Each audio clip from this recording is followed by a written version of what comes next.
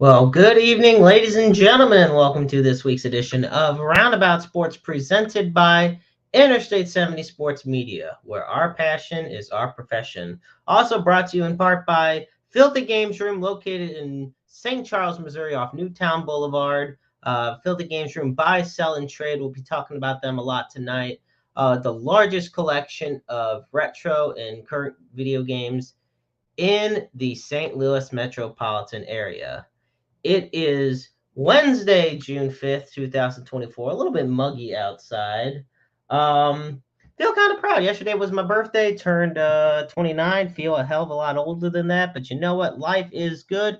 We have a great show in store for you, and we have two amazing folks on. I want to first welcome my co-host this evening, that being the amazing Ryan K. Bowman from I-70 Sports Media, from Heavy.com, and Total Apex Sports. Hey Ryan, how you doing, buddy? I am sorry. I was running a little late, Jeremy, because I had to get a sun-kissed drink. I'm hip, so sun-kissed.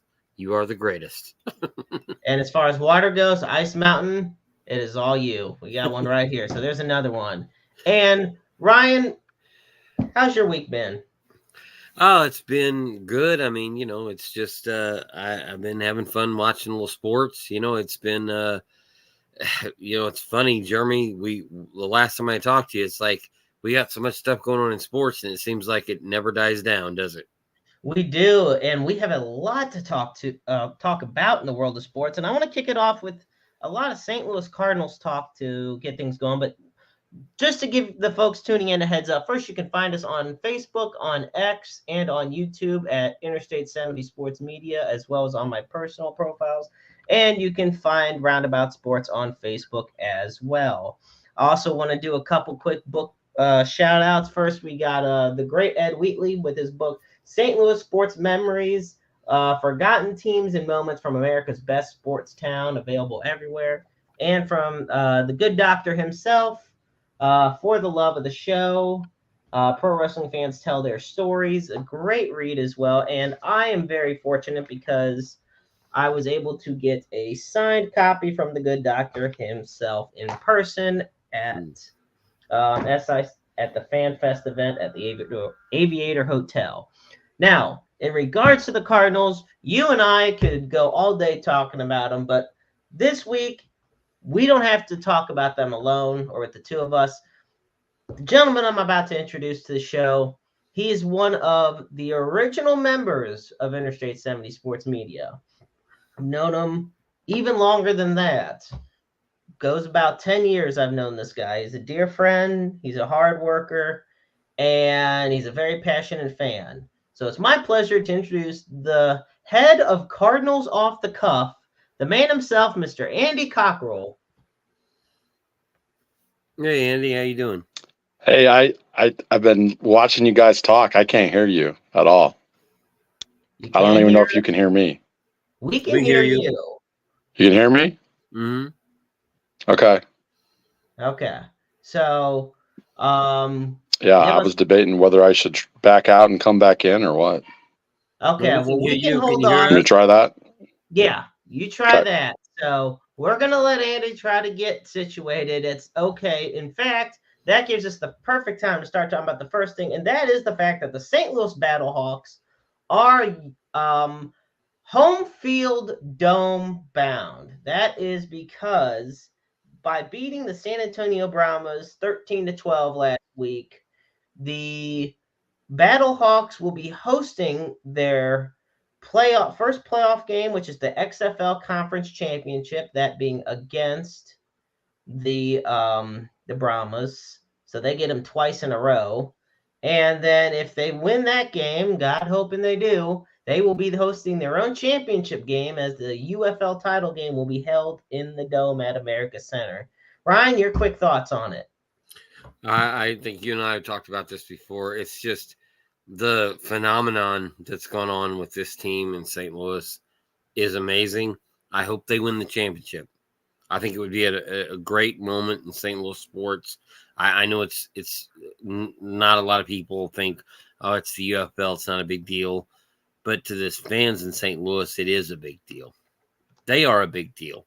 to the fans of St. Louis. So the fact that they're playing so well and they are going to possibly host the title game, I think that would be a great moment in St. Louis sports, honestly, especially after we lost the Rams almost 10 years ago. Was it 8 years ago now? They moved, and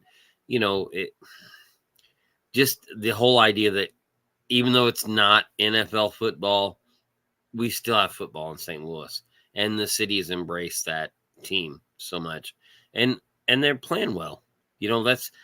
Any kind of feel good moment you love.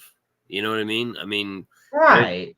Yeah, you want to see them be successful. I want to see every team in St. Louis be successful.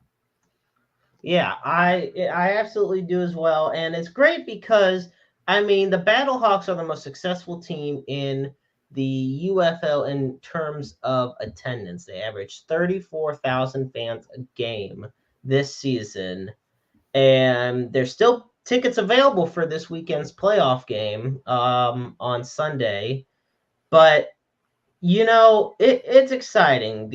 It's been electric all season long there at the Dome.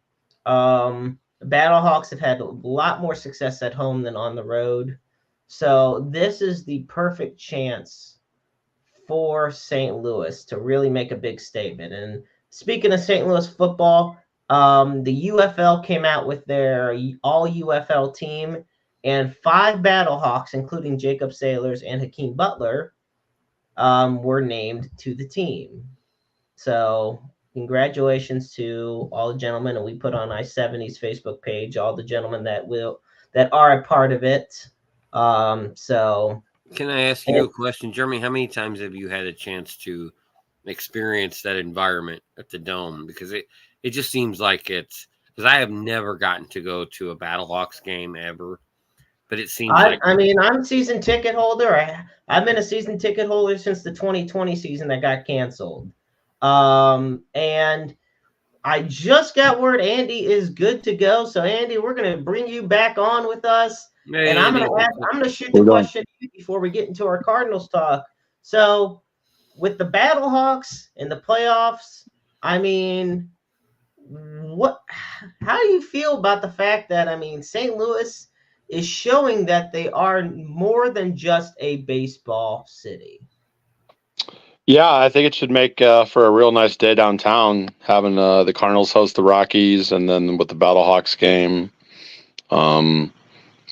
Back in the day when the Cardinals would have like a game and the Rams would play, downtown was so electric. So, again, those were different Cardinals teams than they are now, but I still think having multiple events going on, whether it's, with soccer or with the Blues, it just makes for a good environment. So I think nothing but good vibes. No, absolutely. I think, and I'm definitely excited for it. I think that it is something that and I will say though, the USFL conference, you got yourself arguably the best team in the league in the Birmingham Stallions. They only, I believe, lost 1 game all season long. And looking at how it turned out, the Stallions went 9-1 this year. They only allowed 180 points, by far one of the second best in the league, only behind San Antonio. They'll be facing off against the Michigan Panthers, who went 7-3 this year. Meanwhile, the Brahmas and the Battlehawks both finished 7-3. And we've already established they'll be at the Dome this Sunday. It's going to be electric, and like I said, if they win, they will host. It's a 1 playoff game, so they win, they host their own championship game. It's something that does not happen in any sport often, excluding as far as football goes. As far as like championship. So the biggest one I can think of is the NFC title game in right. St. Louis. When when it comes to St. Louis football, we've only had X amount of home playoff games. Right. So I'm in. Sometimes it didn't end well. But that being said, I'm excited for it. I know my friends are excited for it. I know the Battlehawk Nation, the Cacao Nation, is excited for it. So that once again, folks, this Sunday, the XFL Conference Championship will be taking place, and I will, and at least I know that there will be over 15,000 rally signs that'll be available for fans at the game as well. So, but we're expecting a crowd of over 40,000 people in that dome, That's guys. just crazy. That's crazy. Over 40,000. The dome seats about 66,000. On average, 34,000 have filled it. And for a league that many don't consider to be legitimate, I say it's really impressive. No, I would absolutely agree. You know what's so funny is, Jeremy, is you and I, we've talked about a lot of different sports, and we talked about pro wrestling in the past. I went to a WCW Nitro at the Dome that had 43,000 people there. And it was mind-blowing how loud the place was. So I can't imagine what it's going to be like for a football game when the fireworks, the pyro's going off, and they're running out. It's going to be crazy. The atmosphere is going to be crazy. And you have to believe that they have an incredible home field advantage just because they draw so many fans. Right. Well, gentlemen, I want to go now back to what we were going to start with, that being our St. Louis Cardinals talk. Yes, they won today 4-2, avoiding the sweep against the Houston Astros. Arenado providing a big insurance run late in the game to help them out. But one of the most notable things of today's game was that Ali Marmol took out Miles Mikolas after only 62 pitches. Now, Andy, I want to start it off with you. What are your thoughts on Ali's decision? Probably knew Mikolas was about to give up a bunch, right? Seems like Mikolas has one really bad inning. I mean, he gave up back-to-back home runs over 7 pitches today, and he probably just felt like he didn't want to see the other shoe drop, so he just got him out of there to have it be successful. Ryan? I would agree with that assessment. It's probably just a kind of a gut call, like, hey, I don't want this thing to get out of hand, so I'm gonna pull the guy, you know. And I what I would say, and since you guys are on here, and I thought about this before we came on the show, don't you guys agree that this is really kind of a Jekyll and Hyde team? Like you just don't know for sure. Like I'm a Cardinal fan. I want to see them win and everything, but you're just never sure. Like in the 6th inning, even if they have a lead, you're thinking they're going to blow it. You know, and that's why it's almost like you can't trust them to just seal the deal. I think it's something that's been plaguing the team for years now, where I mean, I will say prior to him basically getting burnt out 2 years ago in the playoffs in the wild card, I will say Ryan Helsley has been lights out. He leads the league with 20 saves this season. He is a very once again, when healthy, he is very reliable, one of the most reliable closers in the league. I will go on record saying I consider him the best closer we've had since Rosenthal. I say that. And that I know we've had a lot of good closers. Unfortunately, I feel like they've been a lot of short-term experiments that we've had trying to, figure it out. But, Jojo Romero also been, for the most part, maybe save for a couple games, pretty lights out this year. The Cardinals bullpen has actually really stepped up. To me, the biggest Jekyll and Hyde this season so far, and, guys, feel free to tell me your thoughts, is been the offense. Yeah. And I was going to throw that out to Andy. It's just like every now and then it's like it seems like they could score 6 runs on a night, and then one night they'll get shut out. And it's kind of strange. Right. Yeah, I don't have the stat in front of me, but their record when they score 4 or more versus 3 or less is crazy. It's like they play at like almost like an 800 clip when they score 4 or more. And like you're saying with Romero and Helsley, really the 7, 8, 9 with Kittredge too has been pretty locked down. So, I feel like they thought if they could get through 6, which a lot of times, that's what Kyle Gibson, Lance Lynn, some of those guys they're built for is about 6 innings, trying to get a quality start and hand it over to the bullpen. Only problem is now you lose Middleton, doesn't even throw a pitch. There's $5 million down the drain. You got Riley O'Brien still not available, who he was really looking to be a big piece out of spring. The guy from Seattle throwing real hard. So really after those 3, then you just have a bunch of question marks out there. And they've been riding those 3 relievers when they have the lead, but a bullpen's more than 3 guys. But you're absolutely right, Ryan. The offense is just you never know what you're going to get. And sometimes they'll score, sometimes they won't. Seems like more often than not they haven't. But if they do put up 4, and again, I wish I had that in front of me, it's they're a really good team. And I'll say this because you guys were talking about Helsley, but I think Kittredge is a guy that has closer kind of stuff. I think he could be a closer at some point. Now, I'm not saying that right now, but I'm really impressed with him. I think that he's really good in the middle relief role right now, but he's a guy that I think you could see closing games at some point.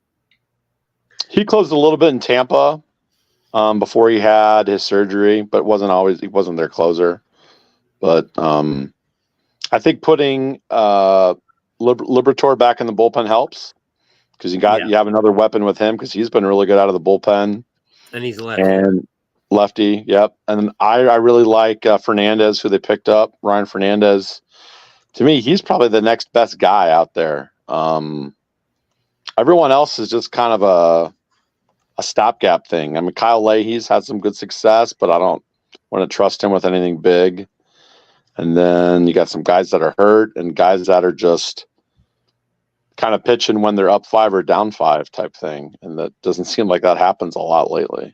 So I want to toss you guys this question. And I'm going to back off the camera and I'll be back in like 30 seconds. But I want to toss this question out to both of you. Right now, I mean, we know Steven Matz has been out for weeks now. I mean, over a month. Palante had a great first start as the 5th starter. Got beat up the second time. So, Andy, I'm going to start it with you.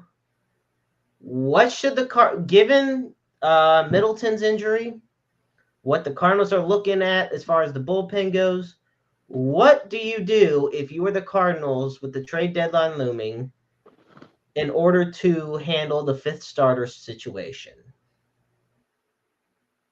Well, there's probably 2 ways to answer that. There's what will the Cardinals do, and what should the Cardinals do? What will the Cardinals do? Probably nothing. They'll maybe look for a pretty cheap veteran that maybe could come in and fill innings, just like Lynn and Gibson have done. Or, like people call for Tink Hence. That's not happening. He's in Double A. Just going to ask you that. Yeah, no. It's actually the first one. So do you think that they would take that chance to bring him up now? No, because that would just his time. His service. They're not going to start his clock. Yeah, that's it. If there was no clock, then yeah, sure, he probably could get major league guys out, but. And they don't seem to not that they don't like them. Oh, tumbling. They, I don't know if they trust Gordon Graceffo. I don't know if they trust McGreevy. A lot of those guys, maybe like a Graceffo could come up and be a weapon out of the bullpen. They seem to like to do that. They bring up young pitchers, ease them in, like have them pitch, in the 6th, maybe the 7th, and then if they have success, put them in higher leverage situations, which I'm not against that. But 5th starter, Palante is going to get another shot just by, he had such a good first start. You can't just yank him after one start, and there's no one else there. And the only bad thing is other teams have lost pitchers.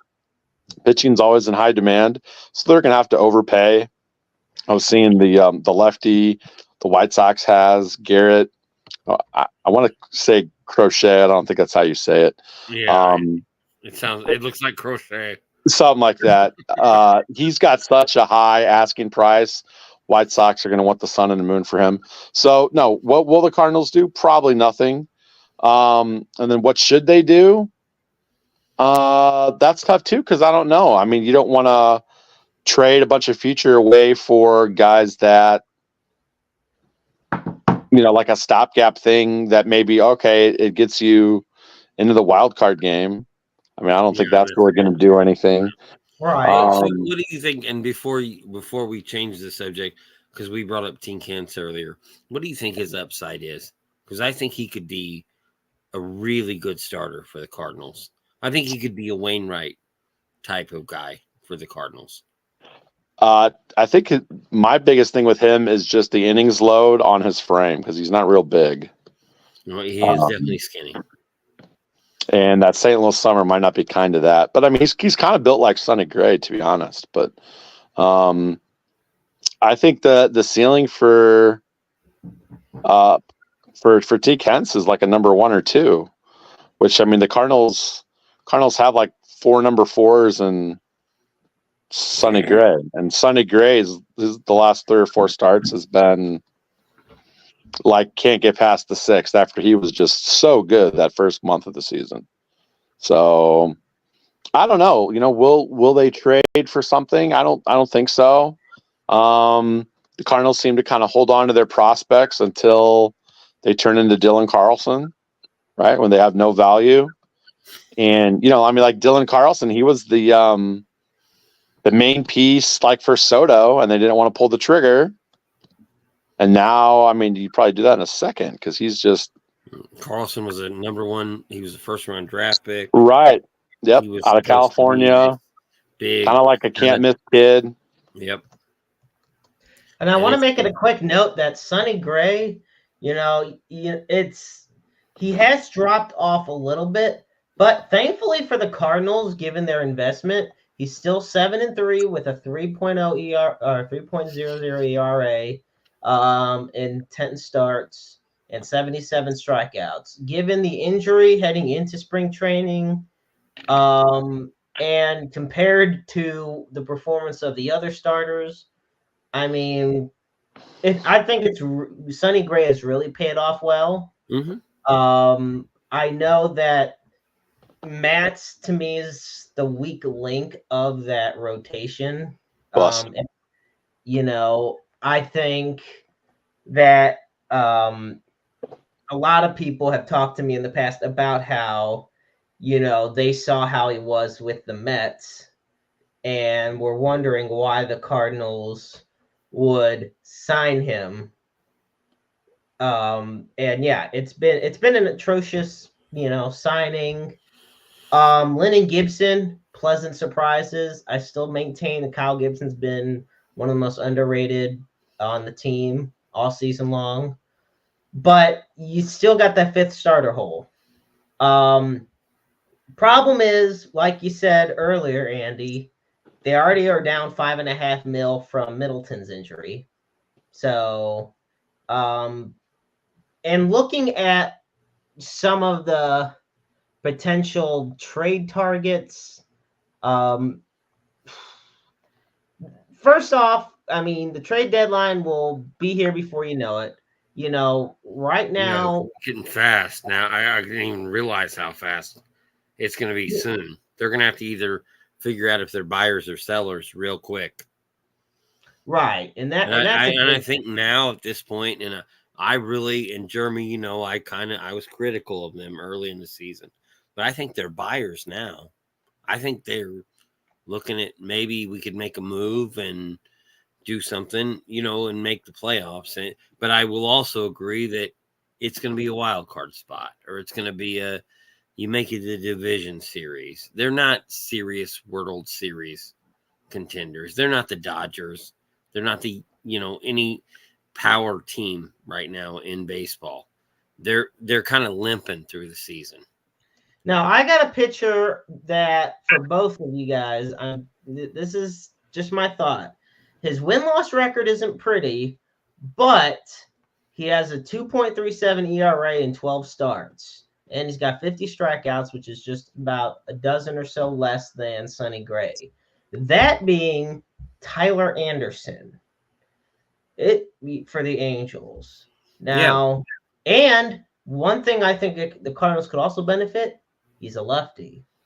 Now, we've seen in the past 2 or 3 years that when the Cardinals go out and trade for lefties, they've paid off handsomely. Quintana and Montgomery, biggest those two pitchers were the reason the Cardinals ended up making the playoffs that year. Mm-hmm. Like I'm gonna maintain that because they had so many glaring holes in the rotation.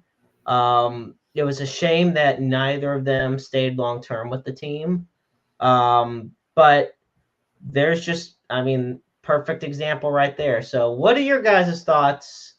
Ryan, I'll start with you this time on the possibility of having Tyler Anderson join the Cardinals. I think that'd be a great move, actually, for them, especially as you just said, having a left-handed arm. Having a lefty in the rotation is valuable. Like a lot of people don't realize that, I guess. I'm sure you guys do, but like having that wrinkle that you throw at the other team. But it's also, you guys got to realize, and I'm gonna throw out this name. There's a lot of people in Cardinal Nation say sign Trevor Bauer. Oh boy. I'm just throwing it out there. After this Tyler Anderson talk, I got a perfect quote from one of the most unlikeliest of places as far as why Trevor Bauer. Actually, the quote will match the personality perfect. Well, and I'll be honest, before I say that, I'm being facetious because I don't think Trevor Bauer will ever be a Cardinal. So right, no, but I get what you're saying, and I get a kick out of it too. I know it cracks me up when people say, "Yeah, just sign Trevor Bauer." Well, yeah, but I don't know if that would work in St. Louis. I don't think people in St. Louis would go for that. But again, I'm going to throw that at Andy because he probably has more insight than I do. I don't know about that. Trevor Bauer, the pitcher, would work. Trevor Bauer, the person, wouldn't, and it's pretty much as simple as that. Yeah. And I feel like Trevor Bauer is the Kaepernick of MLB, even though he's innocent. Like he was proven innocent and all that stuff. But he's actually a great way to put it. He's kind of been blackballed from baseball because he's still he's pitching in a lesser league, but he's still having huge numbers. The Anderson thing, I don't know what the cost for Anderson would be. You'd probably want maybe two top 30 guys and another guy of their picking. And I don't know Anderson's contract enough to know how long we'd have him under control. I was going to say, in 2022, he signed a 3-year, $39 million deal with the Angels. So he just has 1 year left. This is it. He's a free agent. What do you give up for him then? Like, what kind of player do you give up then? Because if he's a pending free agent, it wouldn't take as much. No, it wouldn't. That's for sure. The asking price of pitching is always high, so it'd be more than you'd think. But Cardinals got a guy in Luke and Baker. Again, he's not a pitcher. He's that 6'5" first baseman. All he does is hit home runs. I think he's about to become the Memphis all-time home run leader. He's not that far away from. Remember who it was? Like Nick Stavinola or something like that. And there's no place for him. Cardinals probably should be. They could trade a guy like that if the Angels needed a DH or if they had a spot for him to play. Cardinals probably what they should be and probably will be. They'll be both buyers and sellers, kind of like last year. Like if they see a way they can improve their club, great. If Goldschmidt starts hitting, man, they should trade him for anything they can get. I like Paul Goldschmidt, and I loved his MVP season, but as a pending free agent, don't just let him walk. They should have traded him and Arenado last year and just started everything over. And I feel like you've seen enough from Burleson now to know, just plug Burleson in at first. Hopefully Walker could. I just wrote a story saying that the Cardinals need to go for a total youth movement, sell everything. sell all the veterans off. And it's not that I love Goldschmidt. I think he's a great Yeah, player. so the good I doctor love just tuned in Arenado. I about think that Arenado is too. the best third baseman I've ever seen in my life. But right now, at their core value, get what you can get for them from teams that are ready to win a World Series, because we're not in a position. I'm sorry, the Cardinals are not in a position to win a World Series right now. They're at least a starter away and probably a starter and a bullpen arm.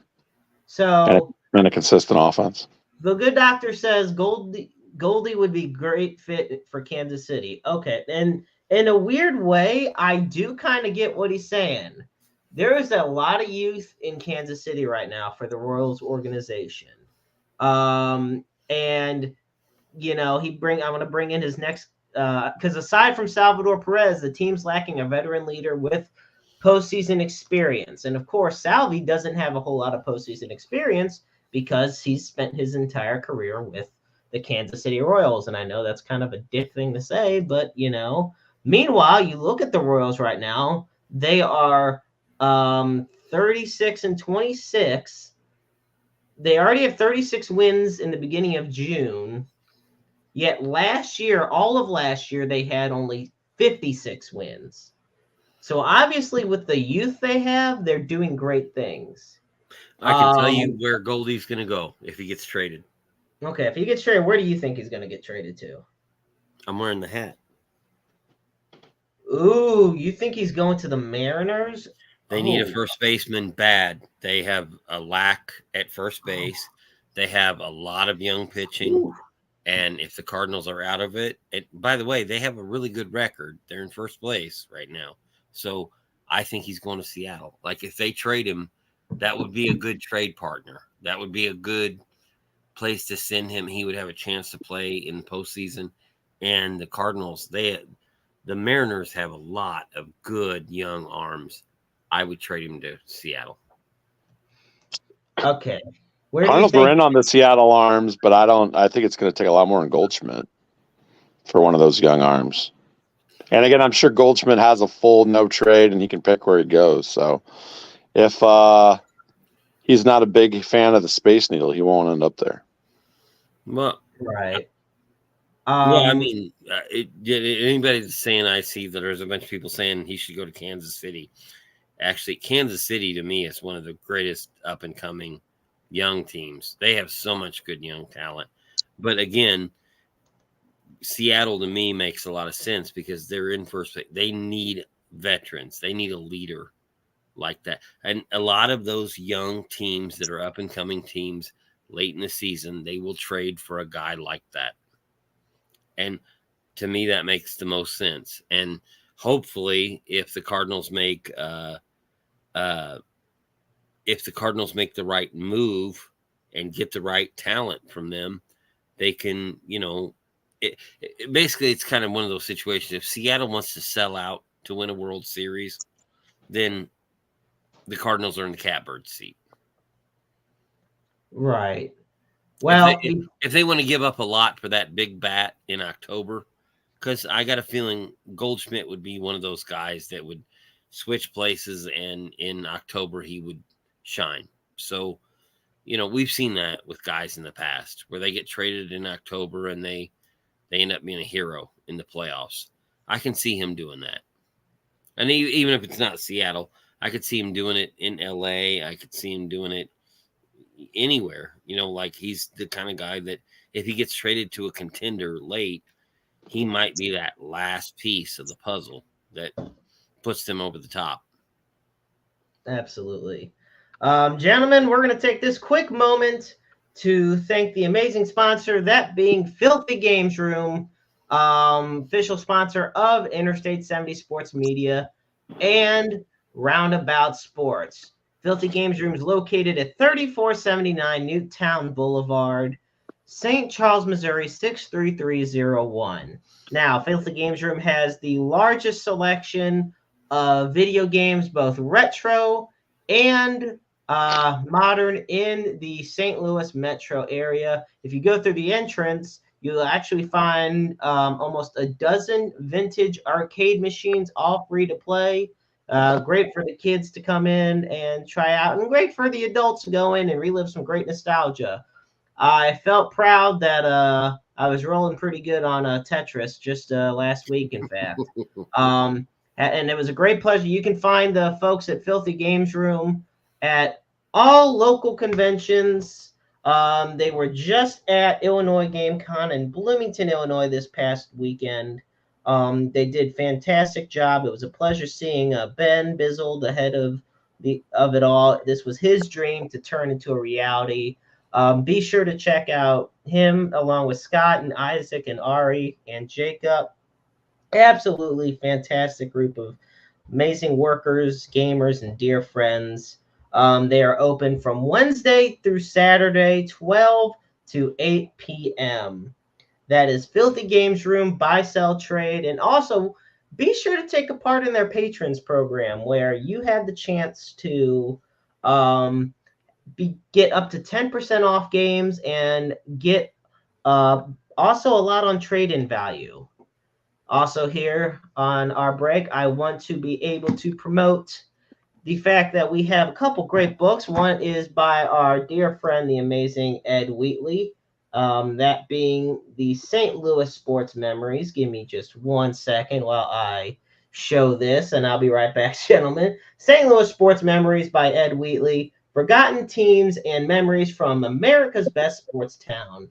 Just a fantastic read on shelves everywhere. And I also want to show by the good doctor, who I'm so grateful he's tuning in this evening, his very own book as well. His first book, in fact, and it's a great one. For the Love of the Show, Pro Wrestling Fans Tell Their Stories. Great bunch of nostalgia and stories. And I'm grateful I have a signed copy. So be sure to go online and get that book wherever. That being said, gentlemen, well, Ryan. No, okay, I was right back. I was leaving for a second. I just got up. No, while you are good. No, but I wanted to ask you, since you were doing the spot about video games, I have to ask you guys, since you're both here, what's your favorite? You were showing all the old Nintendo games. What's your favorite old school sports game, video game? Ooh, old school sports game. I didn't mean to change the subject on no, you, this is, hey, like, you did. All right, well, I gotta tell you, mine was Mike Tyson's Punch Out. Punch Out. They sold, I want to tell you about this. Filthy Games Room had a factory sealed limited edition Mike Tyson's Punch Out for the NES that they sold for approximately $300 on Saturday. It was in just fantastic condition. It's a collector's thing now. Oh yeah. And excuse me 1 second. So I'm trying to think of my favorite one. Oh God. Okay, you know what? For me, you got to understand, me being 29, the retro age thing is kind of different. But if I'm gonna go with any of them, all right, Tecmo Bowl for the NES is always going to be a classic. Oh yes, just come on, it's freaking Bojack's. That's in the Hall of Fame, dude. That is the upper elite of games. I will tell you, the first sports game I ever got, it was a gift from my late grandpa and from my grandma. It was Madden 2005. That was the first GameCube, one of the first GameCube games I ever got. Was that Marshall Faulk on the cover? That was 2003, but okay. 2000, and I have that copy. The 2005 was Ray Lewis. All right. Yeah. And we got the good doctor saying his favorite was Blades of Steel RBI Baseball. Oh, well, Blades of Steel was one of the greatest games ever. I'll tell you what, if you guys don't remember this one, if you're an old school Nintendo guy, the game that made me want to buy a Nintendo was a basketball game called Double Dribble. Yep. Oh, yep, Double Dribble. And it was a 2-on-2 basketball game. And I was like, that and NBA Live 95 was like one of the great games. That's a strong play right there, you know. There's some pretty good sports games back in there. I forget which baseball game it was for the NES. I actually was playing it at Filthy Games Room, where, I mean, you know, it had a lot of the vintage Cardinal pitchers of the 80s up there, and and John Tudor was oh yep, Good Doc says he RBI baseball. RBI baseball. Oh yes, double dribble. Thank you for the He vote. loved double dribble. Thank And you, here's one Doctor. that's not sports related, but he has it on there. Paperboy. That Paperboy is low key one of the hardest games that you can imagine on one of those. Couldn't get past Monday. Yeah, Paperboy was so much hell. For me, RBI baseball and NHL '94 for Sega, because you could still fight.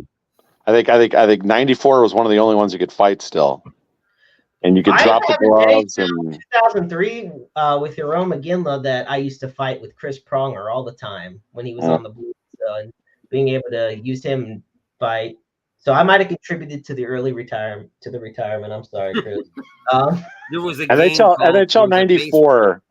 If you're going like down on your TV screen, you could wrap around the goal and slap shot. It would go in almost every time if you knew how to do it and had the timing right. So like if you went down twice, yeah, easy dub. I remember that. Yeah. And I don't know if you guys remember, there was a baseball game. It was like RBI baseball, but they didn't have real teams in it, and it was called Baseball Stars. Yes. And they would have like a bunch of fake people in the game. But it was a great game. It was fun. Did you ever play the SNEK where you could like write in your own names? Yes. Yep. And it kept like the real stats.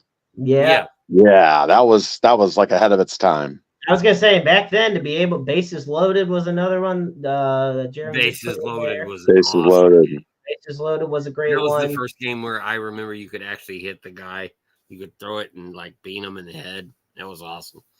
And I'm trying to put a picture on for those that are viewing us on like our audio visual version of the broadcast. And once again, I want to thank you all for tuning in. Now, this one is gonna just throw everybody for a curveball, and it's one of my favorite, not just sports games, but it's one of my favorite games of all time. It came out for the Nintendo 64. WWF No Mercy. I don't care what anybody says. That is God tier. I will forever. Unfortunately, I own one of the glitched copies where sometimes the memory pack acts up a bit, but I still one of the greatest games ever. WCW NWO Revenge was pretty good. That one too. Game. I have the one the Good Doctor just said, Sega Joe Montana's Football. I have that one. That's a great one. Yeah, I forgot that one. So see, and the thing I want to get this quickly out of the way before we continue on the show. No, I feel like I just sidetracked the whole conversation. No, it's fine. I love this. This is fantastic. But I just want to say I miss when you had all these different options. Now, if it's not by EA, it doesn't probably exist. Yeah. Unless it's like a third party type thing. Like, but back then you had 2K stuff, you had Blitz, you had the Slugfest, you had all these different like MVP baseball games. Like there were so many with pools on the cover. There was just so many different options. And now it's just it's finite. It's right down, so But NCAA football this year is back.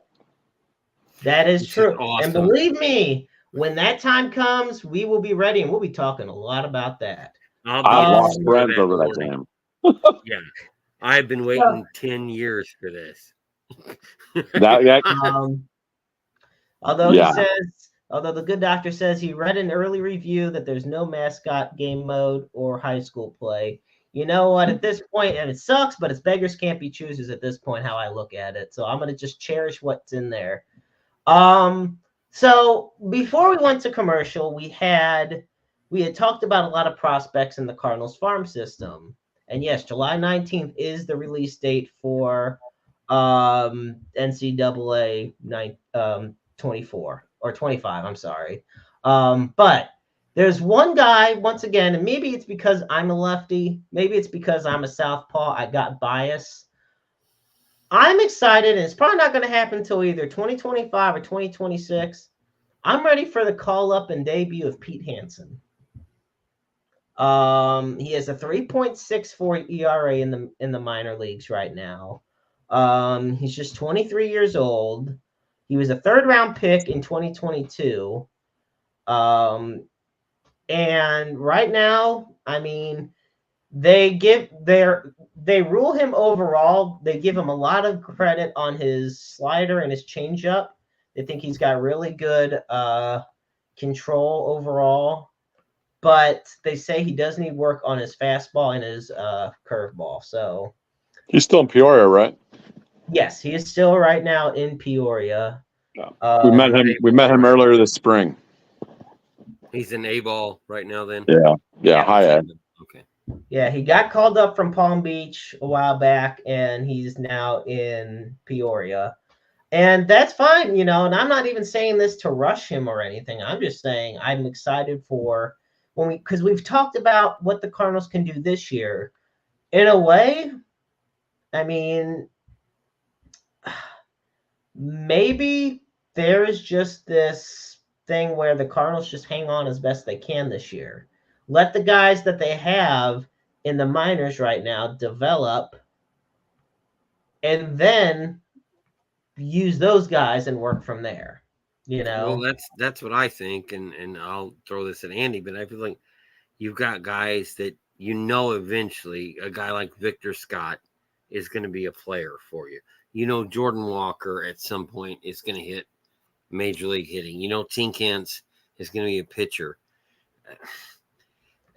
Maybe just hold on to those guys. Maybe let the veterans walk. If you can't afford them or if you don't want to pay them, let them go. And you bring the young guys up and and maybe you lose for a few years, but at least you give them the chance to develop and become something. And I believe that, I think they should go for a total youth movement. That's what I would do. I'm not the guy in charge, don't get me wrong or anything, but if I was the guy in charge, I would say, I'm just going to start all over with kids now and just see what I got. And if it doesn't work out, then, I can always try something else. We can always go for a different path. But right now, to me, I feel like there's so many good young names. Like Mason Wynn is a guy you build around. He's your Ozzie Smith now, so he could be your franchise player, and hopefully you get something out of Jordan Walker and you get something out of Tink Hence and you get something out of some of these young guys. But a lot of these guys that they've held on to for years and years and years, it's like their mileage is up now and it's time to kind of cash out. It's the best way to say it. And you don't want to ever say that about somebody because you don't want to I like this guy. I'm a fan of this guy, but maybe he's not the answer anymore. Yeah. Every Cardinal prospect is like a Fabergé egg, right? You got to be really careful with it, and it's very valuable. But then you find out it's maybe not worth that much.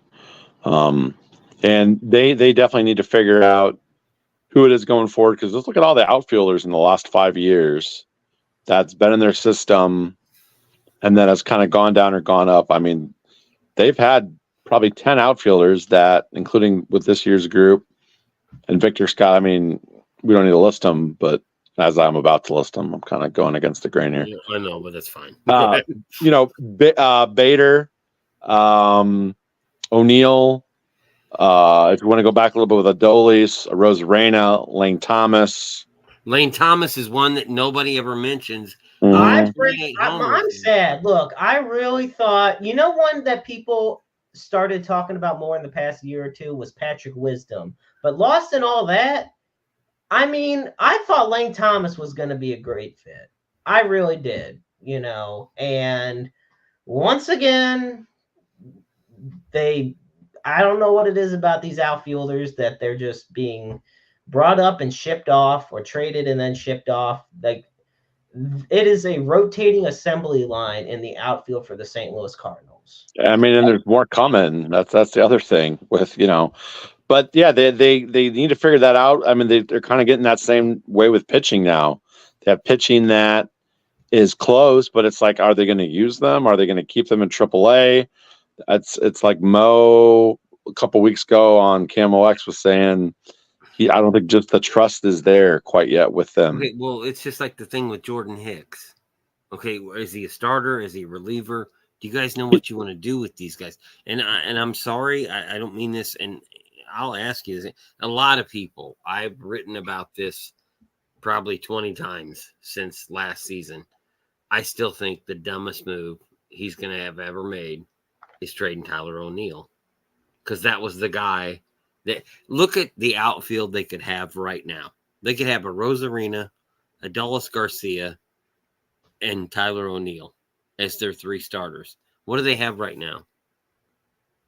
Except Tyler O'Neill's hurt like he always is, and Rosarina's having a down year. But yeah, I know what you're saying. But what I'm saying is, would you rather have that and bet on that, or bet on what you got right now? My only problem with O'Neill was that the management issue. My thing with O'Neill, I think the Cardinals made a mistake letting him go. But given the personal clashes, I knew O'Neill wasn't going to make it to this team after he and Ali literally publicly had beef. That is not something you can air out to the media and expect it to get, because guess what? Didn't work. And I get he was old. The example I'm about to use, the player was older, but Ozzie Smith and Tony La Russa. Tony made it known he was not going to play Ozzie, even though even at near 40, Ozzie was miles ahead of Royce Clayton. Doesn't matter to him. Didn't matter to Tony. So what happens? Ozzie ends up retiring. Tony La Russa doesn't do that. Ozzie's probably playing 2 or 3 more years. Tyler O'Neill would probably be still on this St. Louis roster if Ali doesn't call him out. Let me preface what I said. I think that O'Neill has an attitude. I mean, if you listen to him talk about his time in St. Louis, he still hasn't actually sort of apologized. He's kind of halfway. Sorry, Jeremy. Halfway. No, you're good. Say whatever you want. But he's never really actually said, like, it's kind of been like a, yeah, well, things didn't work out there sort of deal. I get that, but he's a talented dude. And he has a lot of upside. And I think I'd rather have him than Dylan Carlson. Oh, for sure. Rather have O'Neill than Carlson. A lot of times the Cardinals, they just bet on the wrong guys. But, it's tough. I think with O'Neill, he's Canadian, and his personality wasn't the right guy. He has a different personality, and it's not bad. It's not good. It's just different. No, he's a little arrogant. I'm not gonna lie. He's I think that's kind of a Canadian thing, though. Like, it's not. I'm not saying Canadians are arrogant. I think he's kind of misread. Because I don't think he's bad, but no, I don't think he's a bad person at all. What I'm saying is that his reaction to it was sort of, you shouldn't have said it that way, kind of thing. Yeah, O'Neill didn't do himself any favor. Like, I don't think Ali should have called him, but I'm not going to lie. O'Neill didn't do himself any favors. Right. And the thing of it is, say what you want about the Cardinals and the fan base and everything, but that type of attitude is not something that the DeWitt family or Mozeliak wants being a prominent part of this organization. Or even more importantly, Cardinal Nation. Right. If they pick up on you it's the same reason they didn't like JD Drew. JD Drew, yeah. They kind of thought he was this guy's sort of a prick, and that they picked up on it, and so maybe that's what they got from O'Neill. I don't know if that's who he is. I'm not trying to accuse him of being that as a person. He might be the greatest guy in the world for all I know. But the way that he came off to people, and in the Midwest, you guys know we're all from the same place. Here, you can't do that. You can't be that California jerk off. You can't be that guy. You can't be that arrogant guy in St. Louis. You just can't do it. You have to be Lester Edmonds. Well, but I like Jimmy. I like Edmonds. Yeah, I was gonna say, oh God, what's I'm funny? Like, he's describing Jimmy Edmonds to a T. According to other people, I don't realize it until long after he retired, and they're like, you know what? Looking back on this, damn. Edmonds was our guy, so we loved him, and he played the game the right way. Yeah, but if he played for a different team, you would. Oh yeah, you'd think he's an absolute jerk. Yeah. Right.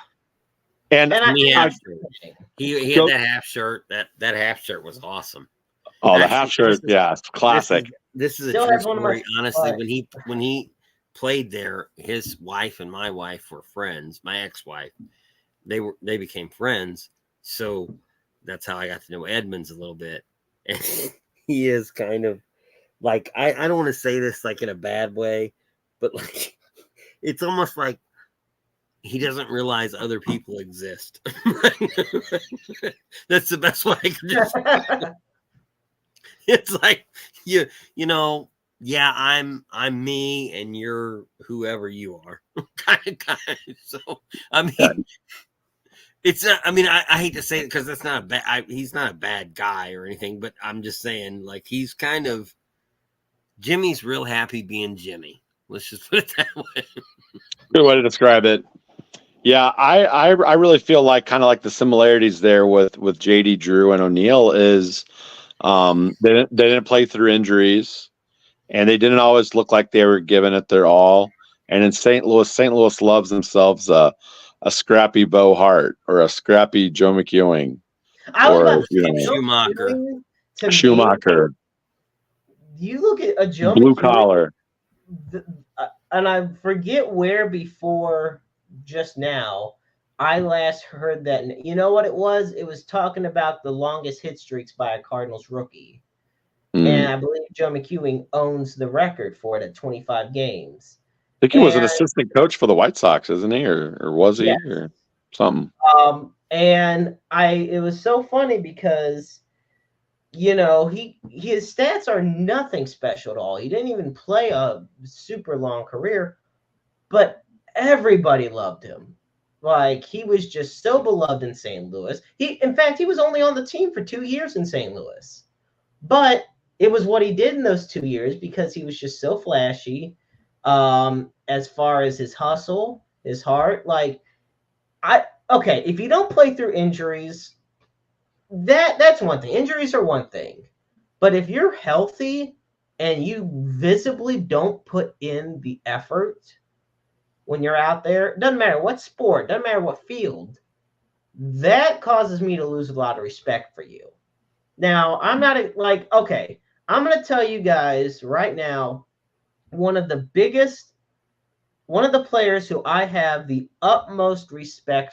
I mean, I have a lot of respect for a lot of players, but the one who I might have one of the utmost respects for, Alan Craig. And I'm going to tell you one play, and it's one of the most famous plays. It's the interference at third base in the World Series.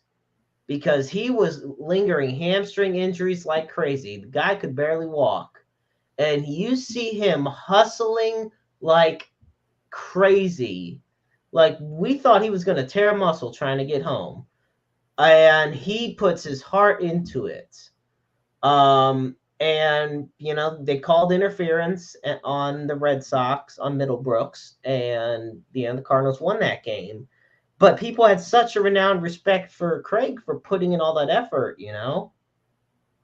I'll just say this, and I'm going to say 2 words. Andy's going to know what I'm talking about. The ultimate Cardinals player, 2 words, Rex Hudler.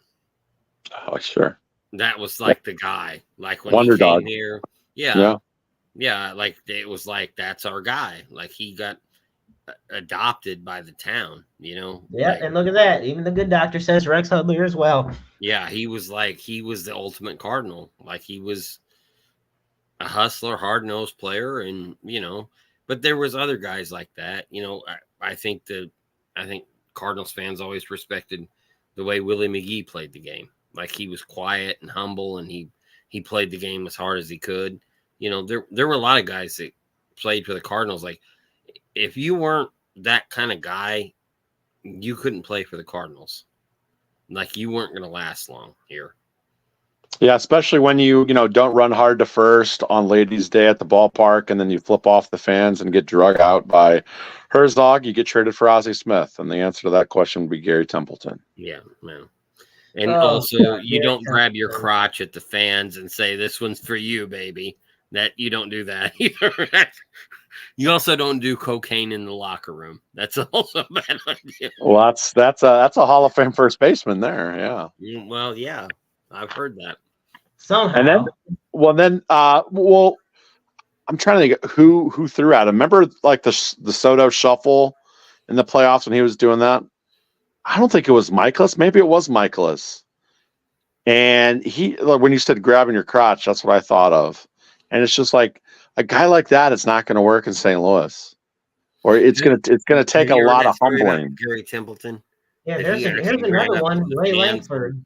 Good doctor. Ray Langford, yeah, that one. Or Terry Pendleton was another one of those guys that was just a hardware. But that really what made White he was like something, and he ran up to the fans and he grabbed his crotch and said, "This one's for you, baby." And that the next day he was traded. I think today's Ray Langford's birthday, by the way. Happy birthday, Ray Langford. Is it? I think so.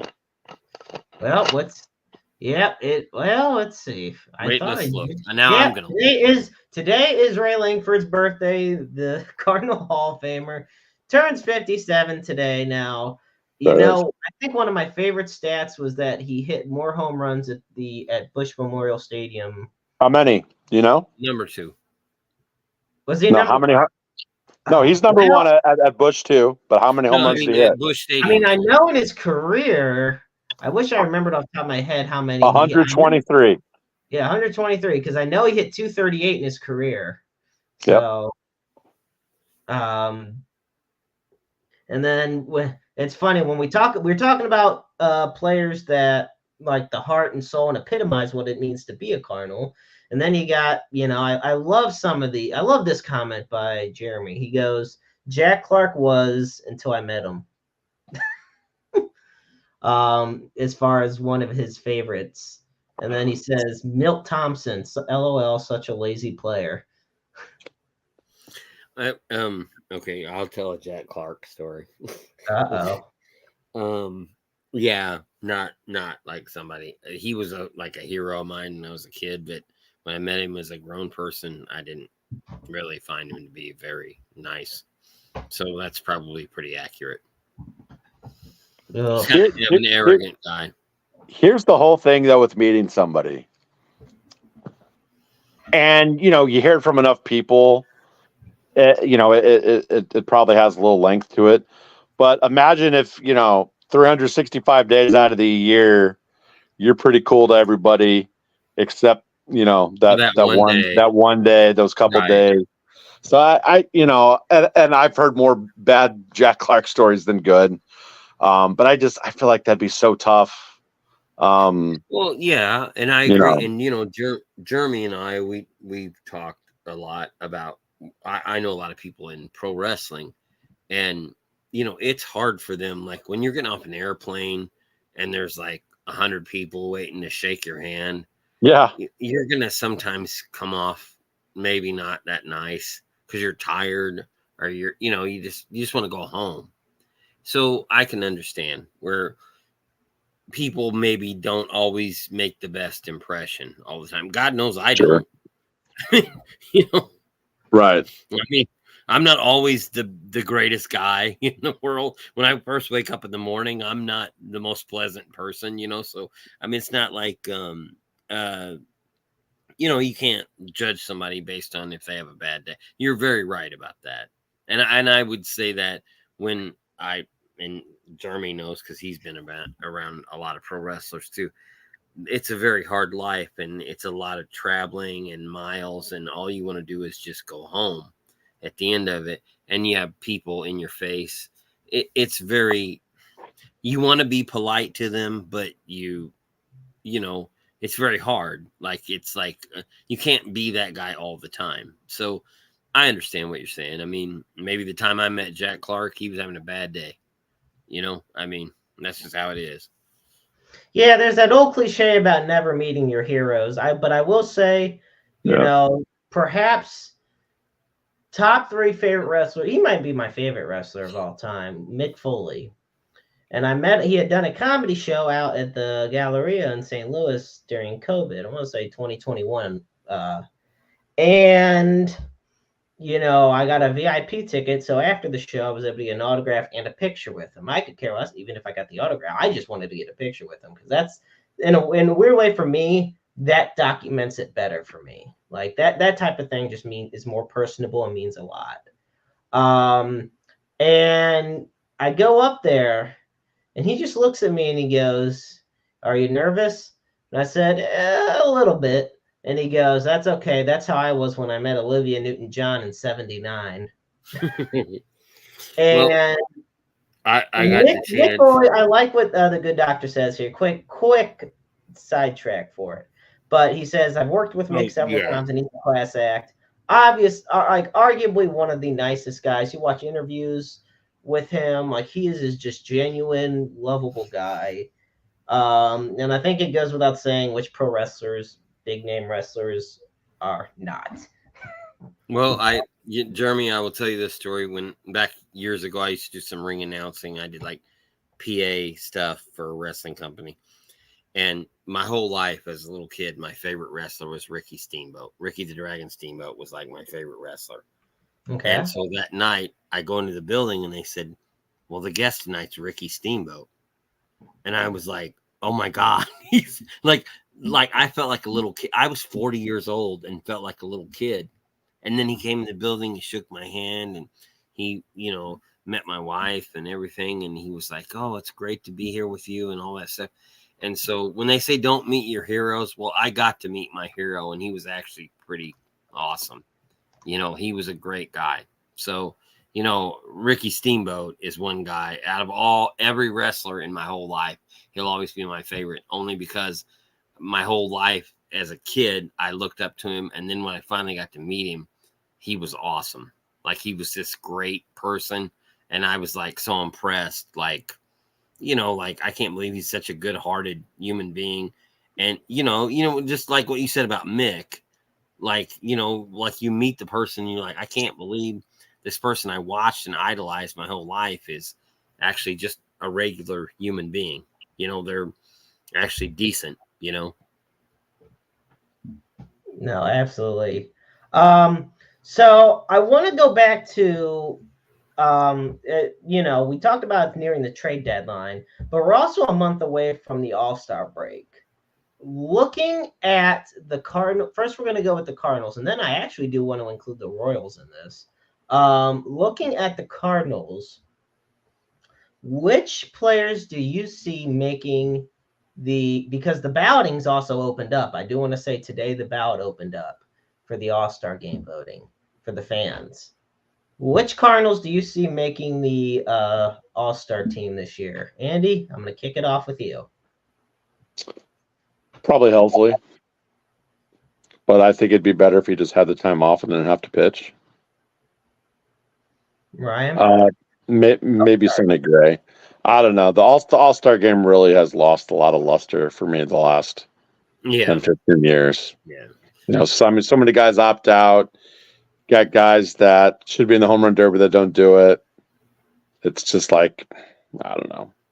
It almost kind of needs a change, how they changed the NFL with the Pro Bowl, the skills challenge, which I'm still not interested in, but they need some sort of change.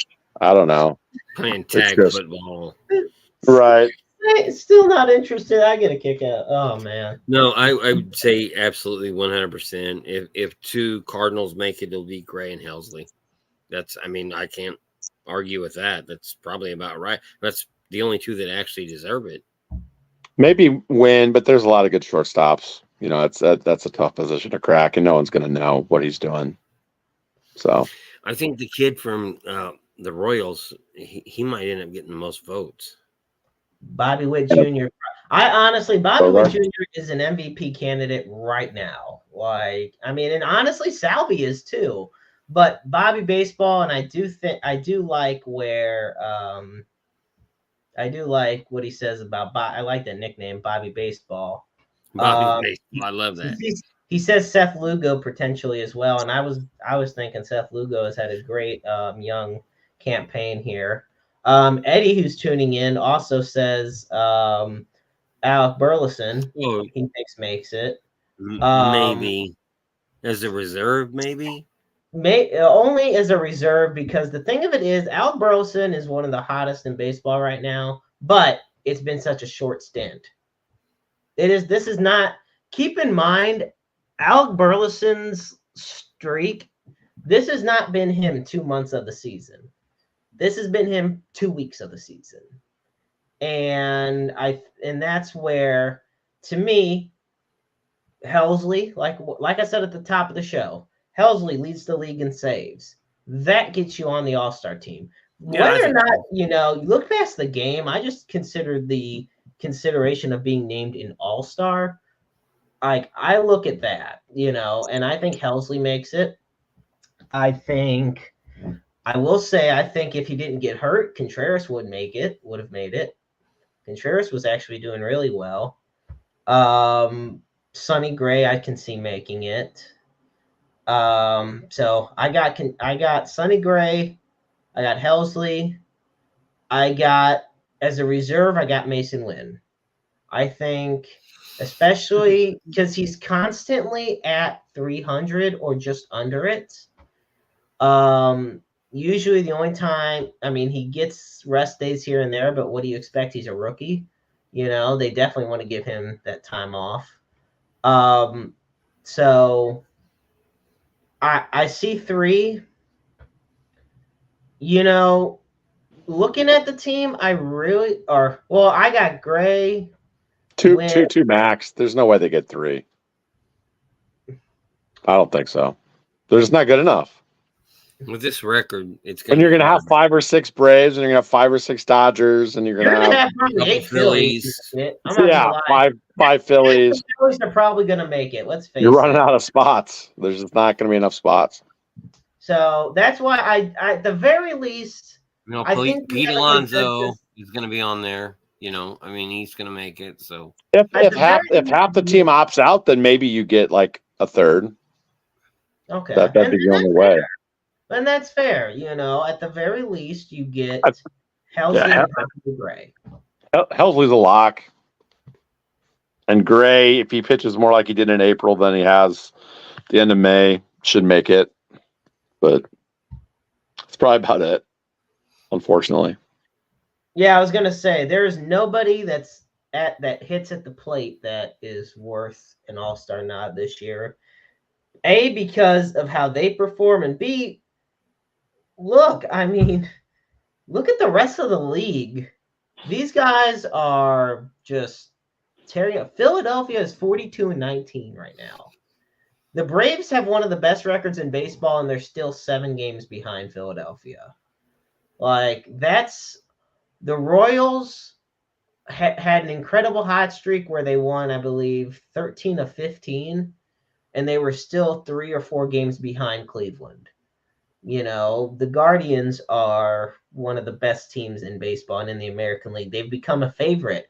Jose Ramirez is I see Bobby Witt Jr. and Jose Ramirez being 2 of the top 5 vote getters for the American League. You know what changed in Cleveland this year?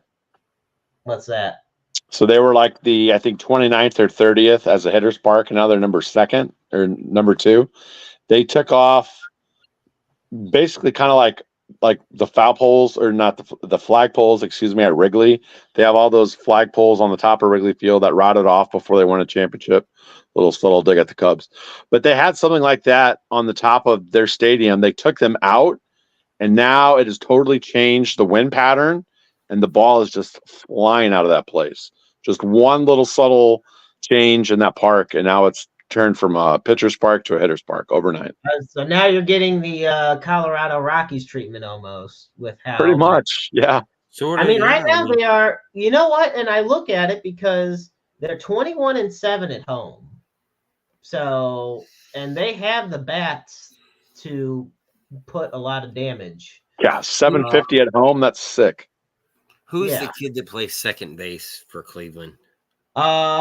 He's really good. I was gonna say Tyler Freeman's. No, darn it! I was like, wait, no, Tyler Freeman. He's the shortstop. Not Quan. Is it Quan? No. No. No. Oh, hell! Let me. This is where. Oh yeah, well, Daniel Schneemann.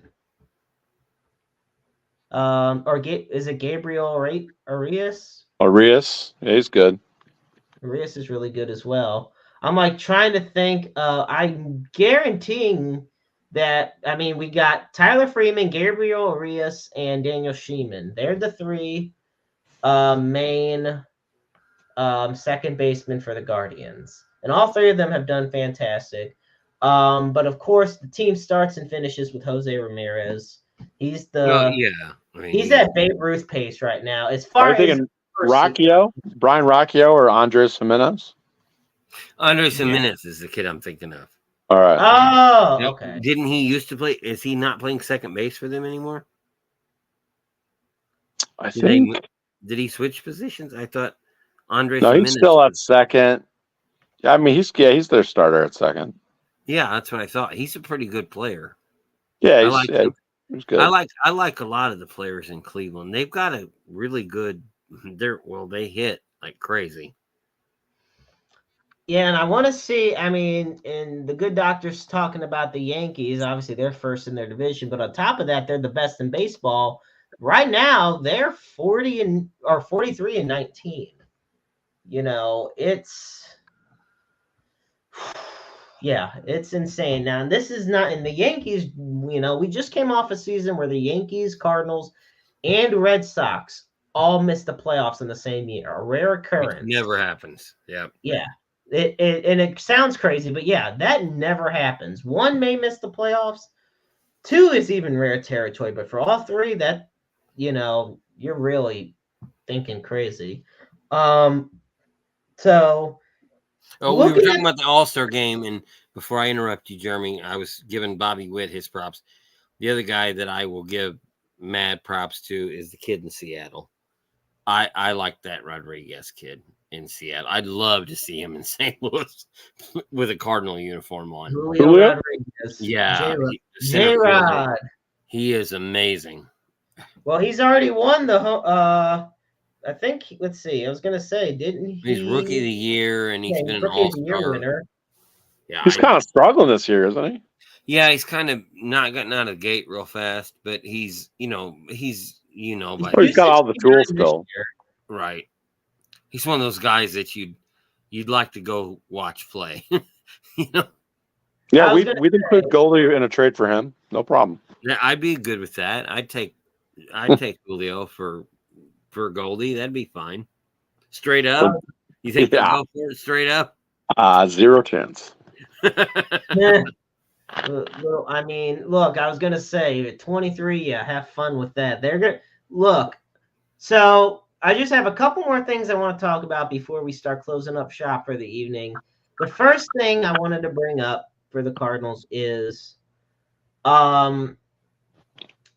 where does Jordan Walker fit in all of this? If everything going on with the Cardinals this season and everything that's looking ahead, when does Jordan Walker finally get that call back up to the big league roster? You know, he's being the top prospect in baseball at one time. They're not going to just give up on him. I would say before his bobblehead night, they're not going to want to have his bobblehead night without him being there. And that is, well, that might be actually really soon. I think that's tomorrow. Well, Jordan Walker bobblehead night is June 6th, which is tomorrow night. That is tomorrow. Unless he's going to make a guest appearance, I don't think they're just going to be like, yeah, here, you're flying up from Memphis. I honest to God, would not be surprised if someone on the DL. I know New Bartley went on the DL. I could see Carlson has something wrong with him. I mean, I'm not even kidding on that. I'd put a decent wager on that. That's a bad look to have a bobblehead guy for him. If that happens, if it does, the amount of props you are going to get, I'm going to think of something, but you are going to get all the props in the world. If somehow, some way, tomorrow night, Jordan Walker is on that Cardinals roster for their game. I'm kind of like Matt Groening, right? Like the creator of The Simpsons. If you say enough crazy things, a few of them will happen. Right. The Simpsons predicting everything. Well, Cardinals Off the Cuff is predicting everything. I don't know about that. So So here's the big question I want to ask, and it's completely out of left field. It is not baseball related. It's not even St. Louis related. So it's Dallas about Maverick. No, sorry. Okay, I was gonna say first your NBA final predictions.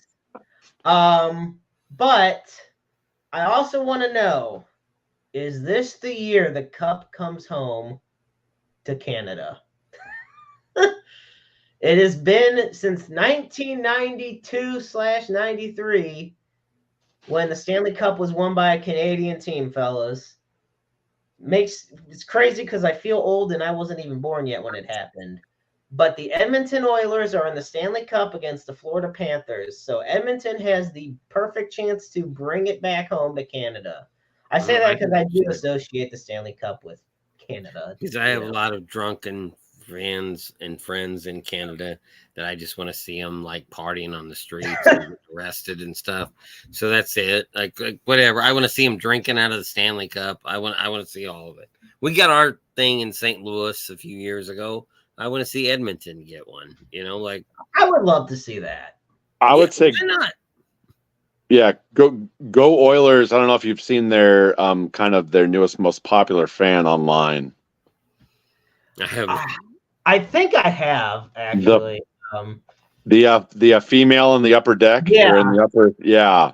Well, it's funny because so. Go ahead and Google that one. Just don't Google it at work. Right. I'm going to tell you that right now. Not like naked or anything. Is she naked? Oh, damn. So, not naked, but she's like not naked per se. Yeah. Naked. Okay. Yes. Damn. Yeah. So, she's not like completely butt naked like porn star type things. She's kind of like who was front row Amy from Milwaukee. Yeah, the one that definitely. But she's shown a little more than front row Amy was. I'm sure her father is very proud. Oh, of course. Right. So, okay, let me double check to make sure. Okay. So it's funny you bring her up because we do have a picture. And nice. You don't have the picture, you have a picture. I have a picture and Let's not put it on the show, please. It's my kids are watching. It is pixelated at the part, but yes, this is the fan. And she flashed her jersey up and showed off her breasts. And believe it or not, she's become such a viral celebrity. Somewhere in Edmonton offered her a porn, I think, deal. And I'm just like, oh my gosh. So yes, that is the new super fan, if you will, of the, or at least. Isn't that Pam Anderson got found doing like Molson or something up in Canada at a hockey game? Yeah. Something like that years ago. Well, it's better than where Pee Wee Herman got caught. But I'll just say this, guys. This just proves to you that guys are suckers for boobs. Any set of boobs, they'll go crazy for. So I don't know. I mean, all you have to do is show your boobs. Jeremy, if you show your boobs right now, you can get yourself a new. I will cancel myself if I have to show. If I had boobs, I'd cancel myself doing this. I'm gonna tell you, but it cracks me up that is one of the biggest headlines for. It is, yeah. I mean, I haven't really been an obscure thing. It's everywhere on the main headlines. If you just go on the internet and just type in Oilers fan, there's gonna be, I don't know, it's not gonna necessarily say giant boob lady, but it's gonna say, it might. Fan. You never know. it's gonna show, the stories of a lady flashing. And I think Internet 70 Sports just came up with their new headline: "Giant boob lady." Boob lady. Oh, there we go. We got this. Maybe you get an exclusive. Has an affair with Jeremy Carp. You get an exclusive straight from the Midwest on her. A tabloid headline about that. That might lie, but I'm just going to make it up anyway. That would raise viewership instantly. Oh God. Yeah, we could get people. I can see the SB Nation sites being all over that one. Okay, and I can like Photoshop her with the boobs and with you like in the oh, picture. Like that would be okay. great. You Look, can just I make already it look got like it close was real. friends that literally spend most of their time doing nothing but Photoshop. So, believe me, I could see that happening. Andy, before we officially close it up for the evening, because God forbid, I know we have to now. We talked about Canadian boob ladies. Okay, I have to ask. Tell us a little bit about where they can find your amazing Cardinals Off the Cuff coverage. Yeah, I mean, I'm really just on Facebook, and it's just kind of like the one-man band. So we're up over 5,500 likes and 3,500 followers, or vice versa. I don't know, something like that. So it's done well, and I enjoy it. And with coaching baseball and coaching basketball and teaching, I only have so many hours in the day, and I wish I could do more. And we've, me and you have talked about that. But it's just kind of like, quotes, quotes and stuff that I would send my buddies, which I still do, that are Cardinals fans. Now I just kind of have my own Facebook page for it. And it's been a lot of fun. And, I'm glad people like it. I want to genuinely say this. So, in a moment of all seriousness, I want to genuinely say, you and I have known each other almost a decade now. You were, when I was doing the Jeremy Carp show out in the Central West End of St. Louis, you were on the show. Sure. And, you were one of the original members of back when it was I-70 Sports. So all these years later, you've stuck by. You're still a part of the team, part of the family, and I can't thank you enough for everything you do, to whether it be advice, whether it be coverage, whatever the case may be. It means so much, and I'm thanking you for being on the show tonight. Yeah, I'm kind of that cousin that's like funerals and weddings, and it felt like a wedding until you talked about Canadian boob lady. Now it feels like a funeral, but Exactly. Yeah, I definitely appreciate it. It's my pleasure, folks. We are going to wrap up this evening here on Roundabout Sports. So once again, I want to thank Ryan K. Bowman and Andy Cockerill. You can find Interstate 70 Sports Media on Facebook, on X, and on our official YouTube channel. You can find Roundabout Sports on Spotify, Apple Podcasts, YouTube, and aiming for so many more platforms. We used to be on Google Podcasts, but Google Podcasts is phasing out their entire existence. Also, like I've said before, folks, be sure to check out. Oh, hang on. There we go. See, check out Andy's face. But no, you can check out For the Love of the Show by the Good Doctor Pro Wrestling Fans. Share their stories, tell their tales, and of course, St. Louis Sports Memories by our very own Ed Wheatley. The Forgotten Teams and Memories from America's Best Sports Town. You can find both those books online and on shelves everywhere.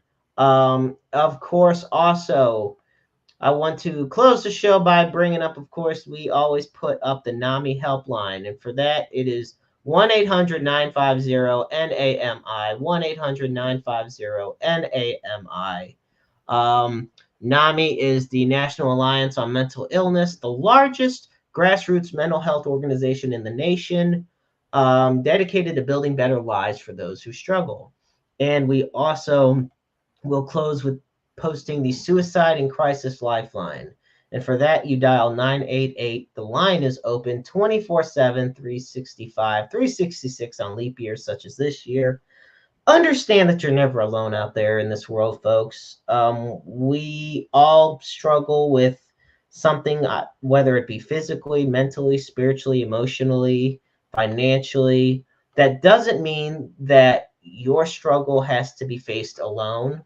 It doesn't mean that, you are not worth it. You are always worth being on this earth.